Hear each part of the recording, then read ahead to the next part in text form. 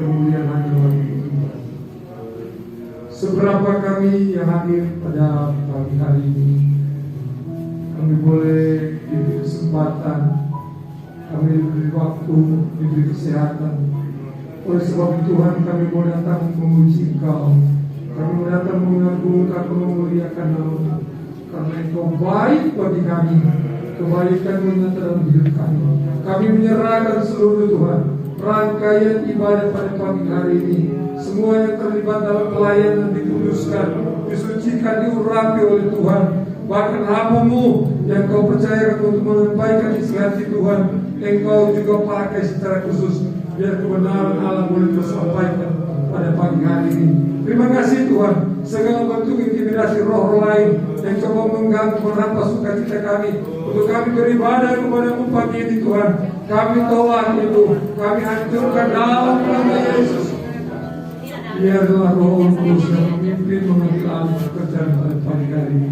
Kami mulaikan ibadah pada pagi hari ini, kami alaskan hanya di dalam nama Bapa, Putra dan Roh Kudus, yaitu di dalam nama Tuhan Yesus Kristus. Setiap kita yang siap memuji Tuhan berkata, haleluya. Masih lagi hadir Bapak Ibu ya. Siap Bapak Ibu memuji dan mendengarkan Tuhan, amin. Boleh dong lambaikan tangannya ke atas yang siap. Haleluya. Boleh yang di atas juga lambaikan tangannya, boleh. Oke. Tuhan adalah terang.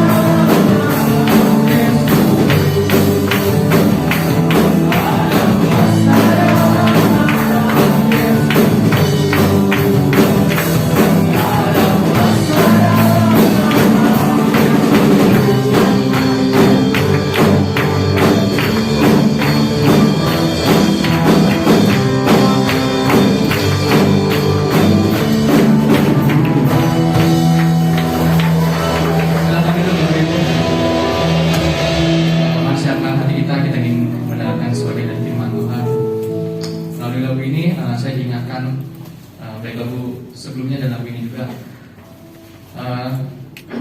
Benar-benar hanya cuma satu nama yang berkuasa, cuma satu nama yang ajaib, yang bisa bantu saya bisa sampai saat ini, bisa ada sampai saat ini, bukan dengan kekuatan saya sendiri tapi dengan kekuatan Tuhan.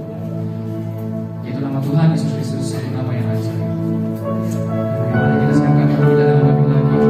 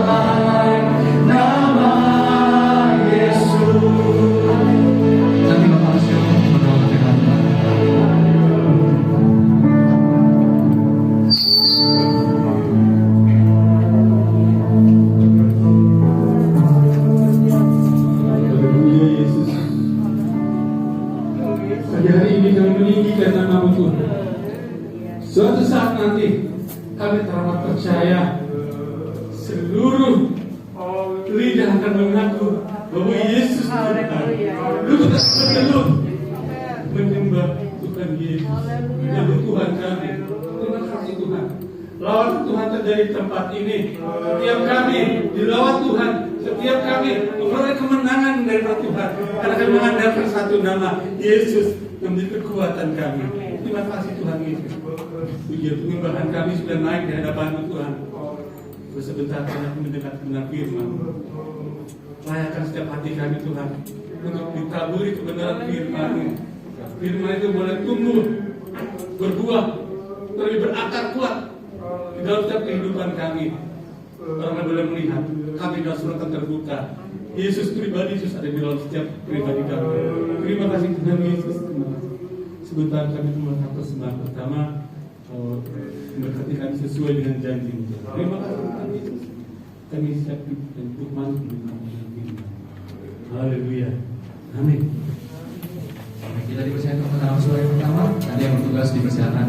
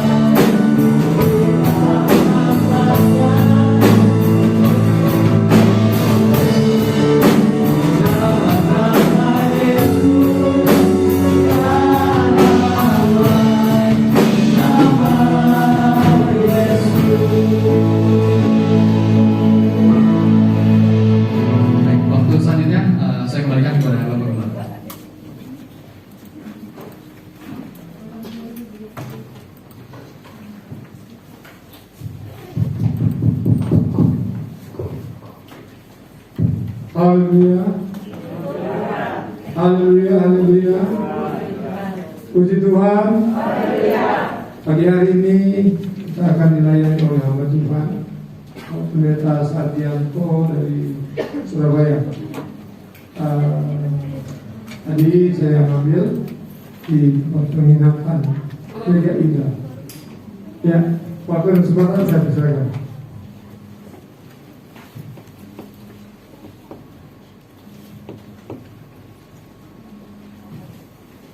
Haleluya.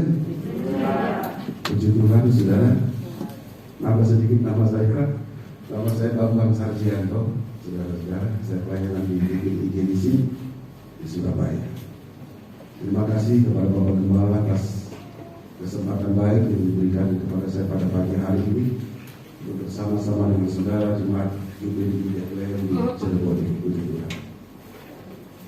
Tentu saudara sepakat dengan saya bahwa dunia ini makin hari makin bertambah susah, sulit, ya, penuh dengan intimidasi yang seolah-olah membuat kita tidak mampu dan tidak berdaya dalam menjalankan hidup dengan baik. Tapi inilah sebuah realita, saudara, karena tidak sedikit banyak, ya, anak-anak Tuhan khususnya menangis, kecewa, bahkan masih banyak nuansa-nuansa yang membawa kita seolah-olah hidup ini sukar untuk dijalani dengan penuh rasa hormat satu dengan yang lainnya. Tetapi inilah sebuah kenyataan. Artinya kita hidup di dalam dunia yang seperti ini, kita butuh kecerdasan, kita butuh intelektual yang baik, tapi kita butuh juga disiplin untuk mengelola, ya, dan menjalankan hidup dengan baik, tidak merugikan satu dengan yang lainnya. Tapi bagaimanakah hidup anak-anak Tuhan? Bagaimanakah hidup orang percaya yang Tuhan sudah karuniakan satu pola kehidupan yang tidak dipengaruhi oleh dunia ini, tapi diatur langsung oleh kebenaran firman Allah. Yang menurut Daud katakan firman itu pelita, ya, yang menuntun, yang mengarahkan kehidupan kita. Namun demikian saudara, dalam tatanan praktis banyak kali kita juga mengalami yang namanya kesalahan, kekeliruan, bahkan ketidakmampuan dalam menjalani hidup ini sebagai anak Tuhan. Khususnya sebagai orang Kristen yang dikenal dengan hidup penuh dengan kasih.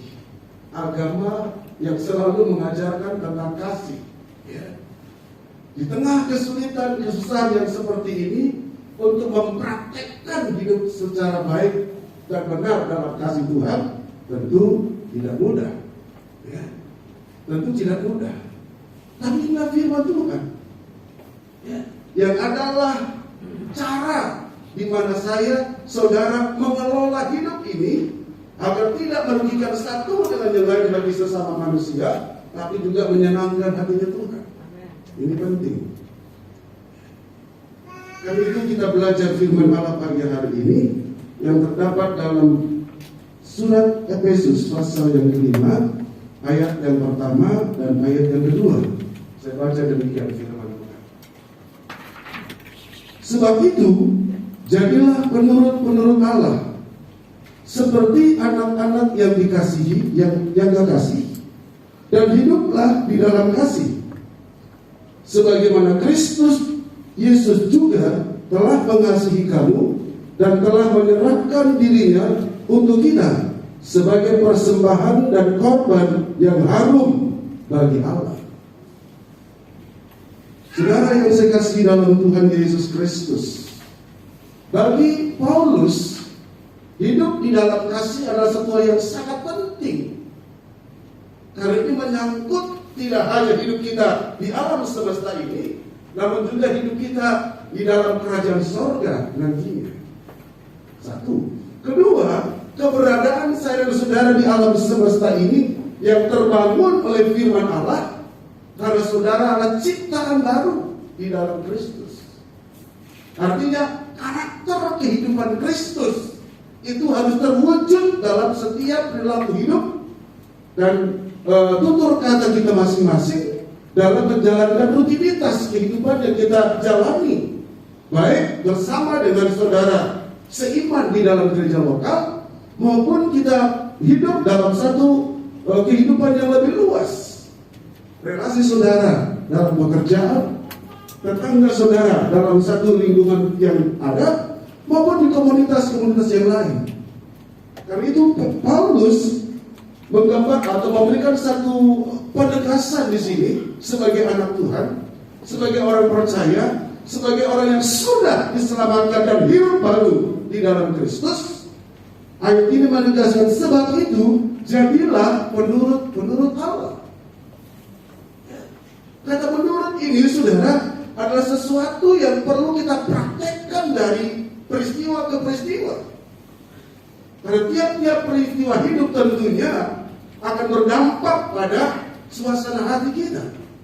Ada yang sedih, kecewa, ya, rugi, untung, dan bahagia.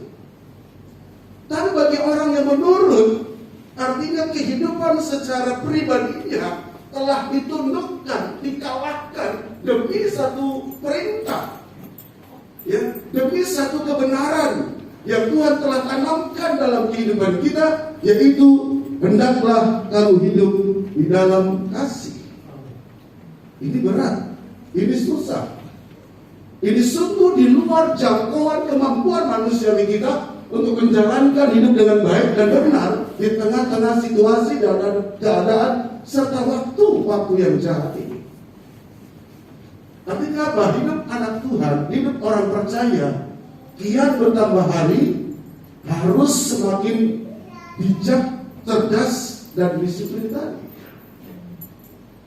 Karena kita tahu di sebelah sana atau di luar sana begitu banyak kehidupan yang tidak tertib, ya, dalam menjalankan kehidupan sehari-hari. Saya dan saudara hidup dalam suasana hidup yang seperti ini. Tidak salah ketika firman Allah menggambarkan bahwa hidup orang benar, hidup orang percaya, yang seperti diutus Tuhan, seperti domba di tengah-tengah serigala. Suasana kehidupan yang tidak nyaman, suasana kehidupan yang terintimidasi, suasana kehidupan yang terjajah, bergerak sedikit pun akan berdampak pada keselamatan dan kehidupan ini. Dan itu saudara, firman Allah, Paulus sekali lagi menegaskan, jadilah penurut Allah seperti anak-anak yang kekasih. Ya, anak yang kekasih, anak yang tidak memiliki roh untuk melawan. Ya, baik kepada sesama, ya, dalam satu komunitas gereja lokal, supaya tidak ada sedikit perlawanan itu, maka kita jadikan anak-anak Tuhan yang menurut firman Allah. Ya. Apalagi ketika kita berada di luar sana, yang digambarkan seperti domba di tengah-tengah serigala itu. Kecerdikan saudara, ketulusan hati saudara, itu akan membawa pada satu sikap hidup yang bijak. Tahu bagaimana kita akan menghadapi suasana yang seperti itu. Nah, firman Allah yang adalah terang itu, firman Allah yang adalah pelita itu, firman Allah yang adalah kehidupan itu, akan menuntun saya dan saudara untuk menjalani hidup dengan baik dan benar sesuai dengan tatanan sosial kita maupun sesuai dengan kehendak Allah. Karena di luar sana begitu jahat, saudara-saudara. Ya, mungkin kalau kita dalam satu gereja lokal ini sesama yang seiman, sedarah dalam nama Yesus Kristus, diciptakan satu gambar serupa dengan karakter Yesus, aman dan damai. Tapi di luar sana, tapi orang yang menurut firman Allah, orang yang hidup di dalam kasih, orang yang memiliki karakter Kristus itu, ya, ada pribadi yang selalu membawa damai. Keberadaan Yesus, ya, walaupun ditolak di sana sini, dimusuhi di sana sini, tapi selalu mendatangkan kesejukan. Ya, kehadirannya membawa dampak yang membawa damai. Kehadirannya membawa dampak suasana hati yang bahagia. Kehadirannya membawa keberuntungan. Termasuk ketika kita beribadah kepada Allah pagi ini, ada jaminan-jaminan hidup, ada keberuntungan-keberuntungan yang Allah janjikan kepada saudara-saudara, agar ketika saudara beribadah kepada Tuhan, tidak ada kerugian sedikit pun. Yesus katakan, jadi hiduplah di dalam kasih. Ya saudara, kehebatan, segala perbuatan baik, kesalahan hidup yang dilakukan oleh banyak orang ketika tidak dikemas dalam kasih, itu adalah sebuah perbuatan yang sia-sia, perbuatan yang tidak ada artinya. Bahkan kata Korintus, surat Korintus, sekalipun kau bisa berbahasa seperti malaikat, tapi kalau kau tidak hidup di dalam kasih, itu seperti tong kosong saja yang tidak ada artinya. Begitu banyak kesalehan-kesalehan hidup yang dijalani oleh banyak manusia, apalagi di dalam Kristus Yesus, anak-anak Tuhan, orang percaya. Ketika perbuatan-perbuatan kesalehan tadi tidak dibungkus dengan kasih Tuhan, maka perbuatan itu tidak ada artinya. Bukan seberapa banyak perbuatan baik yang engkau lakukan bagi Tuhan, tapi seberapa banyak perbuatan yang engkau lakukan bersama-sama dengan Allah. Beda ya. Bukan seberapa banyak perbuatan baik yang engkau lakukan untuk Tuhan, tapi seberapa besar perbuatan baik yang engkau lakukan bersama-sama dengan Tuhan. Ada kata bersama. Kalau hanya dilakukan perbuatan baik semata tanpa bersama dengan Tuhan, itu ada kepentingan. Saya bisa berbuat baik kepada beliau, Bapak Gembala, Bapak Yoga, karena saya ada kepentingan. Tapi ketika saya lakukan bersama-sama dengan Allah, sedikit pun tidak ada kepentingan pribadi saya, tapi semata-mata bagi hormat dan kemuliaan nama Tuhan, dan perbuatan yang sedemikian berdasarkan kasih, karena saya hidup di dalam kasih itu. Jadi anak Tuhan ketika beribadah, jangan mencari kepentingan pribadi. Kita boleh berdoa, Tuhan tolong berkati saya, wajar, perlu. Tapi lihat saudara, Allah tahu apa yang kau perlu. Allah mengerti apa yang menjadi kebutuhan saudara. Kalau tidak seperti itu, Allah tidak berkata cari dahulu kerajaan Allah serta kebenarannya, maka semuanya akan ditambahkan kepadamu. Jadi seberapa banyak perbuatan baik yang engkau lakukan bersama-sama dengan Allah, itu yang berarti, itu yang menyenangkan hati Tuhan. Jadi lakukanlah segala perbuatanmu berdasarkan nama Tuhan Yesus Kristus. Entah itu membawa suasana yang menguntungkan, damai, bahagia atau tidak, tapi kalau kita lakukan di dalam nama Yesus, tidak ada kerugian sedikit pun. Tapi justru perbuatan yang seperti itu menyenangkan hatinya Tuhan. Saudara-saudaraku yang saya kasih dalam Tuhan Yesus Kristus, gambaran tentang kasih itu memang jelas. Dia sabar, murah hati, ya, tidak cemburu, saudara-saudaraku, tidak mencari keuntungan pribadi, ya. Tapi ketika tidak dikemas dalam kasih, sekali lagi saya katakan, tidak ada artinya. Itu sebabnya gereja Tuhan, orang percaya, anak-anak Tuhan yang telah diberikan keselamatan, dianugerahkan kehidupan kekal bersama dengan Allah. Ketika mereka tinggalkan dunia yang fana ini, anak-anak Tuhan yang masih tinggal dalam dunia ini, hiduplah di dalam kasih. Hiduplah di dalam kasih. Itu jelas firman Tuhan. Saudara-saudara yang saya kasih dalam Tuhan Yesus Kristus, ya, dalam keseharian hidup kita Kristen ini, ya, dalam kehidupan keseharian hidup kita Kristen ini, yang kasih sangat bisa didengar, tapi langka untuk dilihat. Artinya apa? Banyak orang bercerita tentang kasih, mengajarkan tentang kasih, tapi langka, minim dalam perbuatan kasih. Apalagi di tengah dunia yang susah ini, ya, mana perekonomian makin hari makin sulit terasa, pekerjaan makin susah, kebutuhan hidup makin mahal, saudara-saudaraku. Ya, banyak orang bercerita tentang kasih, mengajarkan tentang kasih, tapi minim dalam perbuatan kasih. Nah, anak-anak Tuhan hidup dalam suasana yang seperti ini sungguh tidak mudah, sungguh tidak gampang. Kita butuh namanya penyerahan total kepada Allah. Agar firman Allah mengatakan hidupmu diatur oleh Tuhan. Ini menjadi sebuah pengalaman hidup pribadi yang indah, ya. Pengalaman hidup pribadi bersama dengan Tuhan yang mengagumkan itu, penuh dengan keajaiban-keajaiban itu, ya.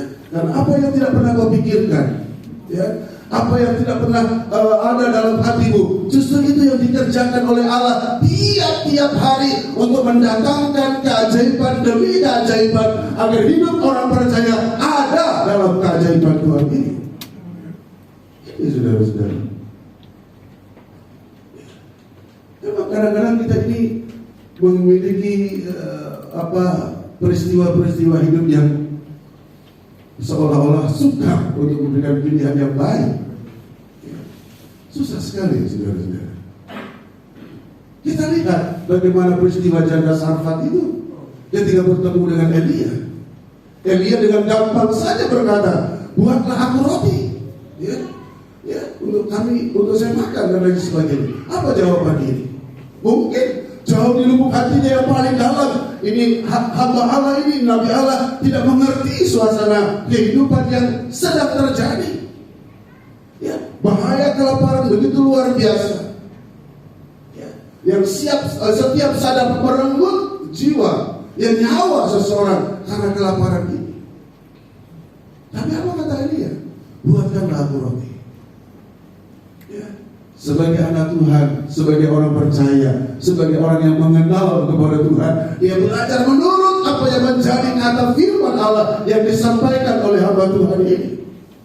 Tapi ada pergolakan di hatinya, ya, hanya tinggal sedikit tepung dan minyak yang sedikit.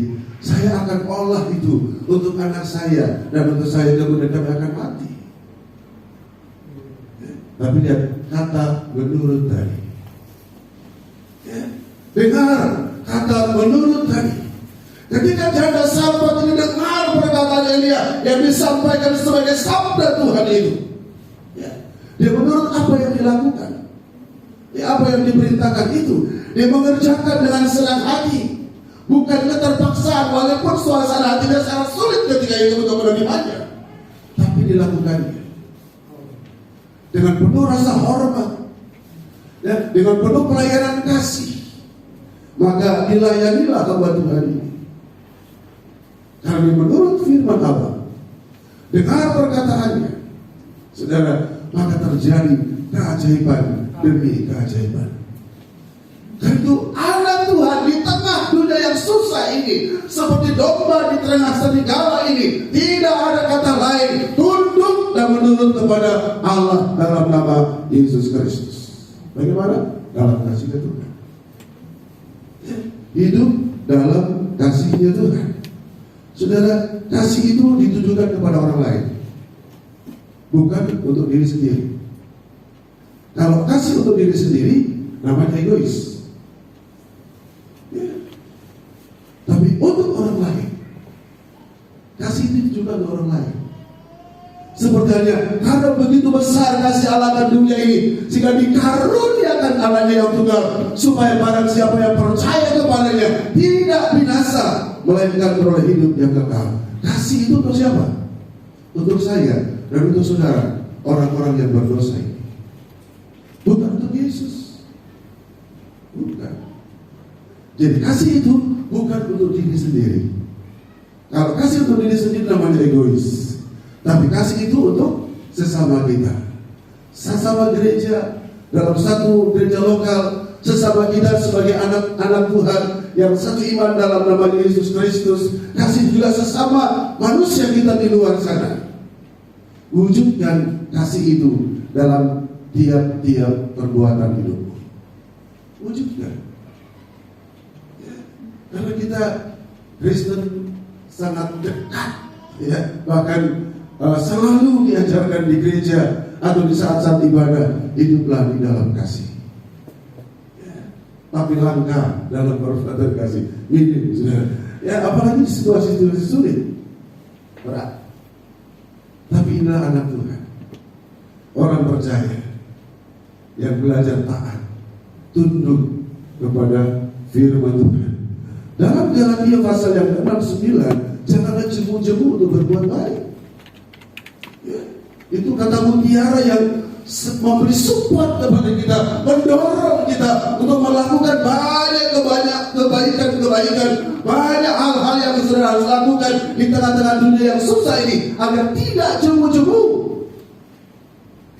Tapi kalau tidak berdasarkan kasih, saudara, pasti menggerutu. Saya sudah berbuat baik, tapi mana yang Alkitab katakan tabur tuai itu?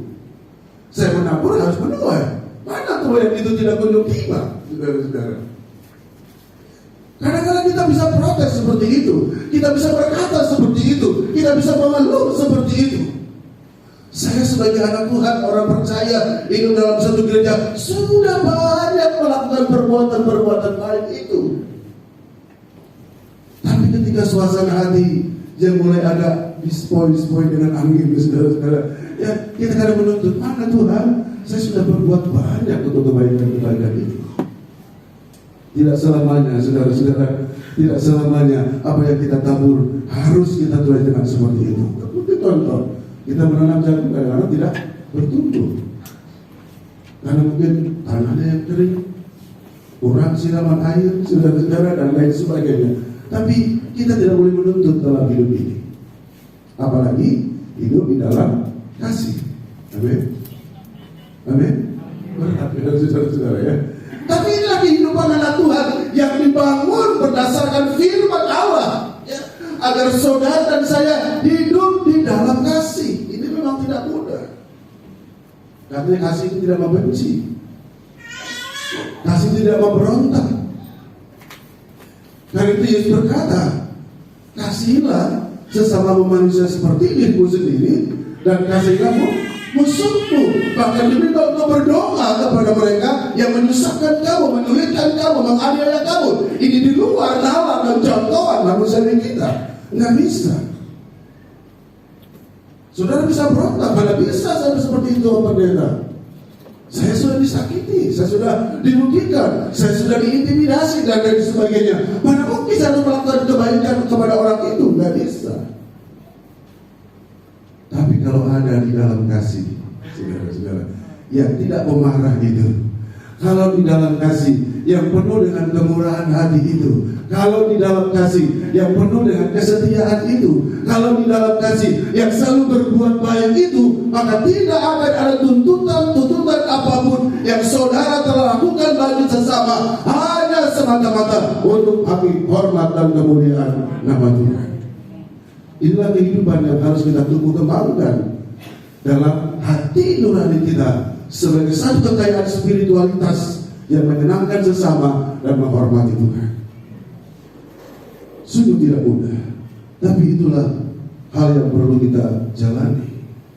Dialog Yesus dengan orang Samaria waktu di sumur Yakub itu, saudara-saudara, bukan dialog yang untuk menyalahkan dia, ya, bukan dialog untuk memberikan kerugian kepadanya, tapi dialog untuk mencari sebuah penyelesaian sebuah masalah. Ya, walaupun dia berkata, kami bermusuhan dengan kamu, saya orang Samaria dan kamu ketika itu orang-orang Yahudi yang bermusuhan satu dengan yang lainnya. Tapi Yesus tidak melihatnya sebagai musuh, tapi sebagai sesama yang membutuhkan yang namanya sumber air kehidupan itu. Maka dialog itu terjadi dengan kasih, ya, terjadi dengan penuh keakraban, terjadi dengan penuh kebersamaan satu dengan yang lain, mengesampingkan satu kerugian-kerugian yang lainnya untuk mencapai satu kesepakatan bahwa satu saat nanti orang akan beribadah katanya dengan roh dan kebenaran. Tadi berkata orang ini, kami menyembah nenek moyang kami, ya saudara-saudara. Artinya apa? Dia bukan orang yang ateis, ya, tapi orang yang tahu tentang Tuhan, ya, tahu tentang Allah. Walaupun kita hidup di dalam Allah, bersama-sama dengan Allah dalam kasih-Nya. Dan saudara bisa buktikan sendiri bagaimana orang Samaria ini, wanita Samaria ini, tapi karena kasih yang besar, dia diselamatkan oleh Tuhan. Karena kasih yang besar, dia mendapatkan hidup yang kekal bersama dengan Allah di dalam kerajaan-Nya. Namanya tercatat dalam Alkitab kita. Siapa dia? Orang berdosa. Yesus datang dengan kasih-Nya. Ya. Yesus datang dengan kasih-Nya. Saudara-saudaraku, karena itu sangatlah luar biasa. Tapi kadang-kadang kita juga sebagai anak Tuhan, pilihan-pilihan kita berat, saudara. Kita lihat orang yang turun dari Yerusalem itu, ya, kemudian dirampok di tengah jalan. Ada seorang imam yang datang dan melihat, oh dari jauh semata, kasihan dia. Kemudian datang orang Farisi, sama, hanya melihat dari jauh. Tapi datanglah orang Samaria yang baik hati, ya, ya, dia menolong, dia membantu, bahkan membiayai, saudara-saudara. Artinya apa? Kadang-kadang kita kalah dalam tatanan kehidupan sosial yang seperti ini dengan orang tua. Tapi sayang, mereka berbuat baik, tapi tidak di dalam kasih Tuhan. Mereka berbuat seperti itu, nggak ada artinya. Tapi ketika saudara berbuat di dalam kasih Kristus itu, maka segalanya akan menjadi indah bagi hormat dan kemuliaan nama Tuhan kita Yesus Kristus. Memang kadang-kadang hukum Kristus itu di luar nalar dan kemampuan kita, saudara-saudara. Seperti yang saya katakan tadi, mengasihi musuh. Coba sih kita lihat, baca sebentar Lukas pasal yang ke-6 itu, Lukas 6 ayat yang ke-27 dan 28. Lukas 6 ayat 27-28. Tetapi kepada kamu yang mendengarkan aku berkata, kasihilah musuhmu, berbuatlah baik kepada orang yang membenci kamu, mintalah berkat bagi orang yang mengutuk kamu, berdoalah bagi orang yang mencaci kamu. Ini di luar nalar dan kemampuan kita manusiawi. Gak bisa. Tapi ini firman Tuhan. Ini perkataan Allah. Ini karakter Yesus yang harus hidup dan bertumbuh dengan sehat dalam tiap-tiap iman Kristen, tiap-tiap hidup orang percaya. Kamu yang mendengar perkataanku, kata firman ini, ya. Kamu yang mendengar perkataanku, kasihlah musuhmu, berbuatlah baik kepada seorang yang membenci kamu, mintalah berkat. Mana ada, nalar kita nggak seperti itu. Nggak bisa, saudara-saudara. Tapi orang yang mendengar firman Allah, ya. Orang yang mendengar firman Allah dengan baik, orang yang mendengar firman Allah dengan benar, orang yang hidup di dalam firman Allah itu, dia akan mampu melakukan itu. Seperti yang dikatakan, apa yang mustahil bagi manusia tidak menjadi mustahil ketika Allah bekerja dalam hidup saya dan dalam hidup saudara. Ini saudara-saudara. Ya, firman Allah kadang-kadang di luar nalar kita. Ya. Karena itu kita harus tunduk kepada Allah sang pencipta itu, Allah yang berkuasa itu. Hari Minggu yang lalu saya katakan di gereja di Surabaya, Allah itu kadang-kadang sebagai pribadi yang menakutkan. Saudara, menakutkan sekali. Kita lihat ketika tanah longsor begitu hebat, ada bencana yang begitu luar biasa, ada gempa bumi yang begitu dahsyat, ribuan orang harus kehilangan nyawa, berapa banyak harta yang harus rusak karena semua itu. Orang sering berkata, kalau Tuhan sudah bekerja, lihat, tsunami bisa menghapuskan segala-galanya. Menakutkan. Tapi Allah juga yang mengagumkan, saudara, menciptakan saya, menciptakan saudara serupa dan segambar dengan dirinya. Ini luar biasa. Allah yang menakutkan, tapi sekaligus mengagumkan untuk kita semua. Ini di luar nalar kita. Jadi firman Allah tidak bisa kita jangkau dengan pikiran kita yang terbatas ini. Tidak bisa. Karena itu baru lalu kita memperingati hari Pentakosta, kan? Di situ dikatakan, aku akan berdoa kepada Bapa agar Allah memberikan Bapa itu mengirimkan roh penolong, roh penghibur, roh yang mengajar, roh yang menuntun, roh yang membangkitkan semangat hidup ketika suasana hati dan keadaan makin hari makin sulit untuk kehidupan gereja yang ada di kolong langit ini. Roh, kenapa? Allah tidak mau kehilangan kita. Amin. Allah tidak mau kehilangan saudara. Orang-orang yang telah ditebus dengan darahnya yang mahal ini, orang-orang yang telah dimuliakan sebagai anak-anak Allah ini, satu anugerah besar buat kita, ya, satu anugerah yang luar biasa. Dari orang berdosa dijadikan sebagai anak-anak Allah, sebagai satu kehormatan Tuhan yang luar biasa untuk ciptaannya yang serupa dan segambar dengan dirinya.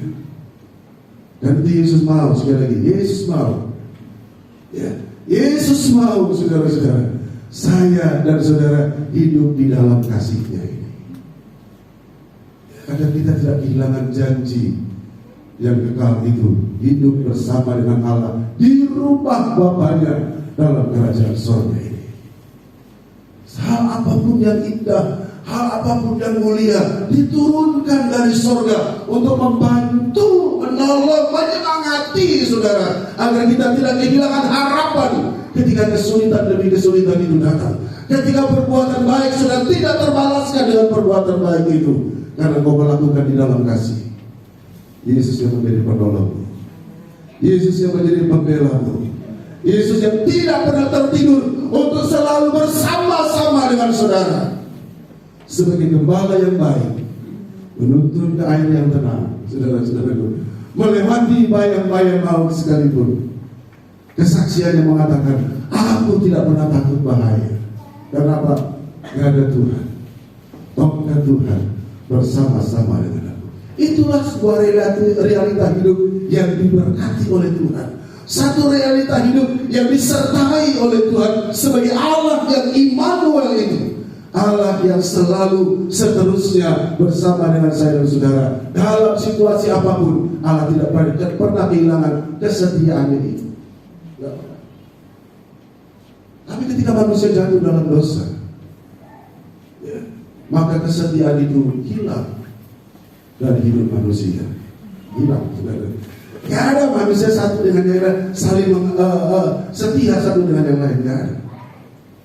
Yaitu pemberkatan nikah dalam tulus harus ditegaskan itu dengan cincin yang malah menggambarkan katanya yang tidak berujung itu, yang bicara tentang kesetiaan itu, dipulihkan kembali. Ya, tapi nggak bicara soal itu, saya hanya kirim katanya saudara. Kenapa? Agar keberadaan Yesus yang turun ke dalam dunia ini, ya, untuk mengembalikan kodrat ilahi yang ada dalam hidup manusia yang telah hilang ketika ketidaksetiaan itu ada, dipulihkan kembali menjadi anak-anak Tuhan, orang-orang yang setia di dalam nama Yesus Kristus, dengan semua pelayanan baik yang memuliakan Tuhan, menyenangkan hatinya Tuhan. Itu tujuan utama mengapa dia turun ke dalam dunia, untuk mengasihi saudara, mengembalikan kodrat ilahi yang serupa dan segambar dengan Allah tadi, penuh dengan kesetiaan dari hari ke hari, dari peristiwa ke peristiwa. Untuk apa? Menyenangkan hatinya Tuhan. Sekali lagi, menyenangkan. Itu tujuan utamanya. Mengapa Allah membangun kita serupa dan segambar dengan dirinya, agar kasih Allah ada dalam hidup kita, kesetiaan Allah pun ada dalam kehidupan kita, sehingga kita menjadi pribadi yang tidak hanya cerdas, tidak hanya berintelektual baik, ya, tidak hanya disiplin, tapi penuh dengan kasih dan kesetiaan. Inilah kelebihan-kelebihan yang ada dalam hidup orang percaya. Karena itu setiap orang percaya, dari sejak melihat percaya Yesus, hidup dalam firman Tuhan, hidupnya menjadi contoh. Ya, hidupnya menjadi contoh bagi orang yang ada di sekitar kita. Sampai Yesus berani, hidup orang percaya seperti surat yang terbuka, yang dibaca. Ya, hidup orang percaya seperti hanya sebuah etalase yang dilihat oleh banyak orang, dan berkata, sungguh indah hidup di dalam Yesus Kristus. Sungguh manis hidup orang yang ada di dalam kasih-Nya Tuhan. Sungguh tidak sia-sia hidup orang yang ada di dalam firman Tuhan. Karena itulah kebenaran harus ada, terus ada, tetap ada, bertumbuh dengan baik untuk menjadikan pribadi-pribadi yang selalu dan seterusnya hidup bersama dengan Allah dalam nama Yesus Kristus. Mari kita berdoa. Terima kasih Bapa dalam sorga, Bapa-Mu terbatas dalam menyampaikan kebenaran firman-Mu. Tapi Engkau bukanlah Allah yang terbatas, Tuhan. Engkau Allah yang menguasai dalam banyak hal dalam kehidupan ini. Tuntun kami, bimbing kami, kuatkan kami, mampukan kami Tuhan, agar kami menjadi pribadi yang selalu menyenangkan Tuhan, hidup dalam kebenaran firman-Mu, melakukan banyak perbuatan yang dibungkus dengan kasih Tuhan, jika kami merasa tidak dirugikan karena perbuatan baik, tapi kami dimuliakan karena berbuat baik, sama dengan memuliakan Tuhan itu sendiri. Terima kasih Tuhan. Sidang jemaat yang ada di tempat ini, berkati mereka dengan berbagai usaha dan mata pencariannya, tambahkan kesetiaan dari waktu ke waktu menjadi jemaat yang mengagungkan Tuhan dan setia dengan gereja yang ada.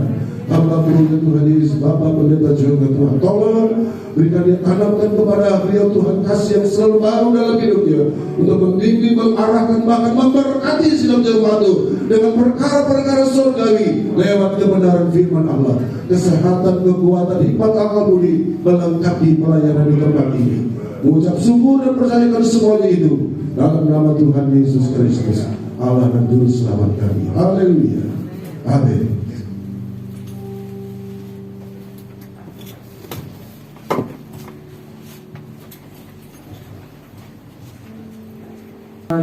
Sehingga kota kami tetap kondusif, kota kami terus diberkati oleh Tuhan. Terima kasih Tuhan, terpujilah nama-Mu. Terima kasih Bapa di surga. Seluruh ibadah-ibadah jemaat kami serahkan di dalam tangan Tuhan. Ibadah sekolah minggu, DP sebentar siang Tuhan, kami juga serahkan Tuhan. Ibadah raya yang kedua diberkati oleh Tuhan. Terima kasih Tuhan, kami akan kembali ke rumah, sertai kami, tibakan kami dengan selamat. Kami mengucap syukur hanya di dalam nama Tuhan Yesus Kristus. Jemaat yang dikasih Tuhan, haleluya. Ulanglah, bawalah berkat damai sejahtera dari Allah, cinta kasih dari Tuhan Yesus Kristus, serta persekutuan penghiburan, kekuatan, kemenangan dari Roh Kudus memimpin menyertai saya dan saudara mulai pagi hari ini sampai Maranatha Tuhan Yesus datang kali yang kedua. Di dalam nama Tuhan Yesus, setiap kita yang sudah diberkati berkata, Kami memuji bersama.